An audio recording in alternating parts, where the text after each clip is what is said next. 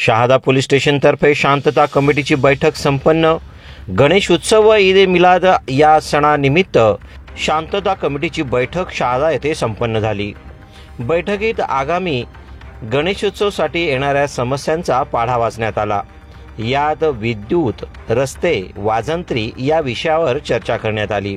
यावेळी नंदुरबार पोलीस अधीक्षक श्रवण दत्त यस, पोलीस उपविभागीय अधिकारी दत्ता पवार, उपविभागीय अधिकारी सुभाष दळवी, शहादा पोलीस ठाण्याचे पोलीस निरीक्षक राजन मोरे, किरण कुमार खेडकर, नायब तहसीलदार दीपक गवते, उपमुख्य अधिकारी पाडवी, महावितरणचे पुष्पेंद्र पाडवी आदी प्रशासकीय अधिकाऱ्यांसह शहरातील नेते व सामाजिक कार्यकर्ते, नागरिक उपस्थित होते।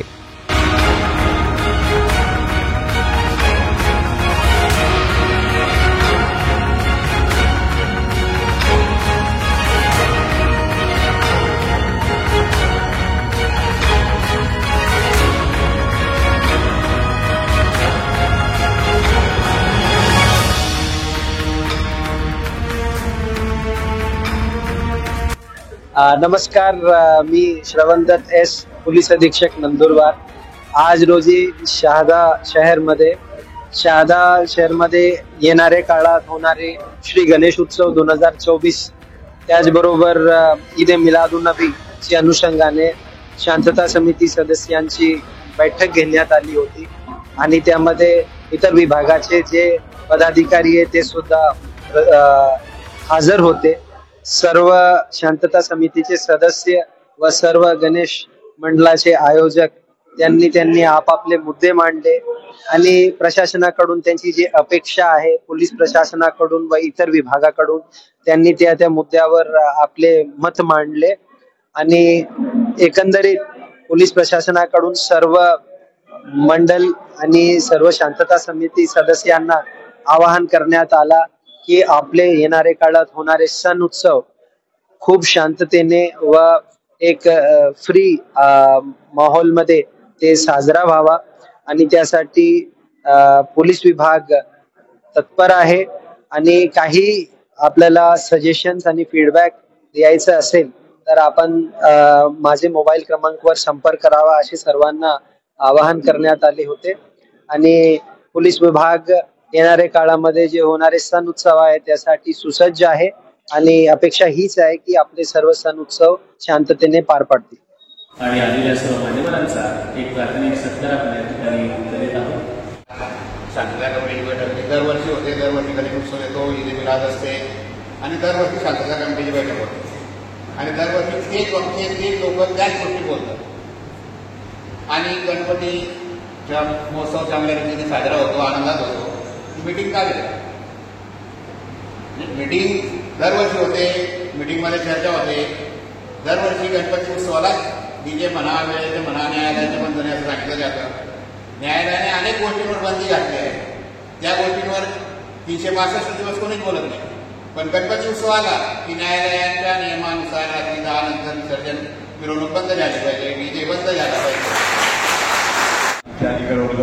जमलेले शांतता कमिटी सदस्य, गणपती मंडळाचे अध्यक्ष सरांना फोन आलेले आहेत। मी 2-3 सूचना देतो। मागच्या वर्षी आपण बघितलं मिरवणूक चालू असताना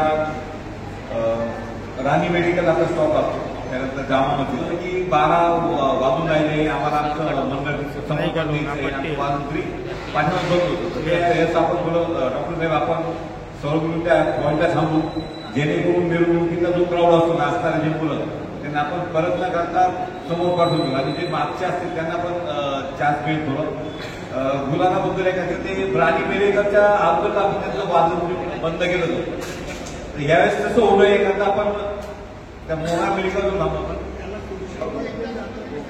12पर्यंत आपण वाद त्यावर बरेच मंडळ नाराज झाले की पुढे जाता नाही। त्यावेळेस आपण शांतता कमिटी सदस्य वेगळी स्थानिक मीटिंग घेऊ आपण। आणि जिल्हा परिषद शाखेचे संदीप पाटील साहेब आणि या ठिकाणी जमलेले आणि वेळावेळी काढून आलेले माझे सर्व शहादा शहरातील सन्माननीय व प्रतिष्ठित नागरिक, तसेच मोहल्ला कमिटीचे, शांतता कमिटीचे सदस्य, तसेच सर्व गणेश भक्त व गणेश मंडळाचे आयोजक आणि माझे पत्रकार बंधू भगिनींनो, या ठिकाणी आपण जे सूचना मांडल्या तुमच्या सूचनांचा 100% आदर आहे, परंतु मी जेव्हा चार्ज घेतला त्यावेळेस या सगळ्या गोष्टी आमच्या प्रशासकीय याच्यानुसार आम्हाला माहिती असतात.